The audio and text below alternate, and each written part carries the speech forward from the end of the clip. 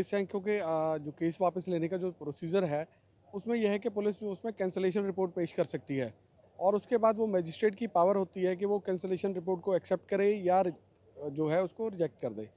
तो अमूमन जिन केसेस में कंप्लेनेंट प्राइवेट आदमी है, उन केसेस में डेफिनेटली कुछ दिक्कत हो सकती है क्योंकि कंप्लेनेंट कल को एग्री करे ना करे। पर जो किसान एजिटेशन के अगर ज़्यादातर केसेस जितनी हमने एफआईआर देखी हैं, वो ज़्यादातर जो कंप्लेनेंट है उसमें कंप्लेनेंट पुलिस ऑफिशियल्स ही हैं।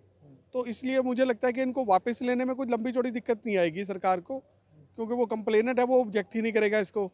और दूसरी बात है, मोस्टली जो मॉब के खिलाफ केस है, भीड़ के खिलाफ केस में आइडेंटिटी का इशू बहुत बड़ा होता है, तो it can be easily withdrawn. In cases में दिक्कत नहीं आएगी। जिन लोगों पर संगीन केस दर्ज हैं 307, 302 रेप केस वगैरह, हत्या। नहीं नहीं, देखिए, जो बातचीत हुई है, संगीन जो 307 है, 307 को मैं बिल्कुल इसमें संगीन नहीं कहूँगा, क्योंकि मोस्टली ज़्यादातर केसेस में पुलिस ने 307 लगा दिया है। हम्म, वो केसेस विड्रॉ होने में कोई दिक्कत नहीं है। हम्म, हाँ, लेकिन जो इसमें आपने जो रेप का पूछा, एक केस जो पर्टिकुलर रेप का हुआ था, हम्म, उसका देखिए साफ सी बात है, उसका किसान एजिटेशन से कोई लेना देना नहीं है।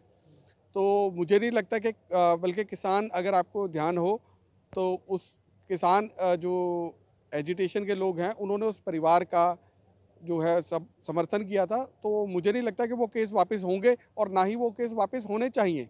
उसमें जिसने गलत किया है उनको पूरा जो है गलत किया है तो उनको सज़ा मिलनी चाहिए, वो केस विड्रॉ नहीं होंगे। और जो दूसरा है केस, एक जो कत्ल का आपने बताया, हम्म, वो कत्ल का केस हालांकि वो एजिटेशन के दौरान हुआ, पर उसका एजिटेशन से सीधे सीधे कोई लेना देना नहीं है। हम्म, वो एक बेदबी का मामला था जिसमें कुछ लोगों ने किया, वो नेचुरली वो केस जहाँ तक हमें लगता है कि वो चलेंगे, क्योंकि मुझे नहीं लगता वो इसमें विड्रॉ भी ईजिली हो सकते हैं।